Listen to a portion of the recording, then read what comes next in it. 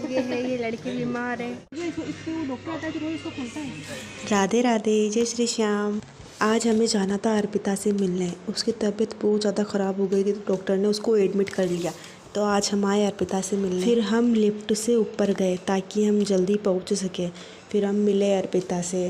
देखो देखते ही शर्माने लग गई थी, परेशान बहुत हो गई यार, ये इतने दिन एडमिट हो गई। फिर मैं इसको पूछ रही थी कि तेरे हाथ में दर्द तो नहीं हो रहा है ना? तो बोला दीदी होता है दर्द, जब भी वो डॉक्टर आते हैं तब खोलते हैं तो दर्द बहुत ज़्यादा होता है। फिर उसके बाद नर्स आई, नर्स ने उसके हाथ से ड्रिप हटा दी क्योंकि वो ड्रिप पूरी खाली हो चुकी थी।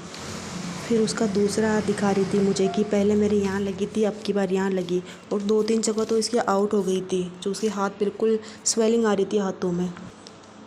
इसके जस्ट पास वाली दराज में इंजेक्शन रखे हुए थे। तो मैंने इसे पूछा क्या इंजेक्शन ये तेरे लगते हैं क्या? तो बोली नहीं मेरे नहीं लगते, इस ट्रिप के अंदर लगते हैं। अंकल जी और बातें कर रहे थे कि कब छुट्टी मिलेगी अर्पिता को, लेकिन पास में कंपाउंडर खड़े थे, लेकिन उन्होंने मना कर दिया कि आज संडे है तो आज तो छुट्टी नहीं मिलेगी।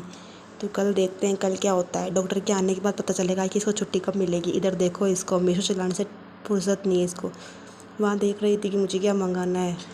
फिर भैया ने वापस इसकी ड्रिप लगाई। ड्रिप लगाने के बाद इसको बोला कि इसको अब टैबलेट दो। फिर उन्होंने इसको टैबलेट लेने के बाद इसके लिए नाश्ता आ चुका था।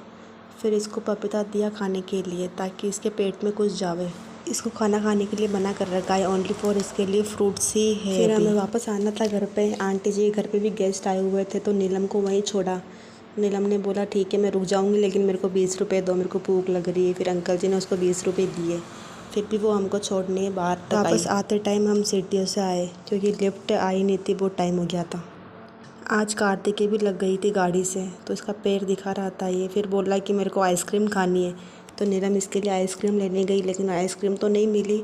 फिर इसके लिए वो चिप्स लेके आई। फिर हमने इसको बोला कि अब तू जा अर्पिता के पास, अब हम घर पे जा रहे हैं। फिर वो अर्पिता के पास चली गई। मुझे अंकल जी ने बोला मैं छोड़ दूँगा तुझे घर पे, गर्मी इतनी तेज़ बढ़ रही है जिसकी कोई हद नहीं है।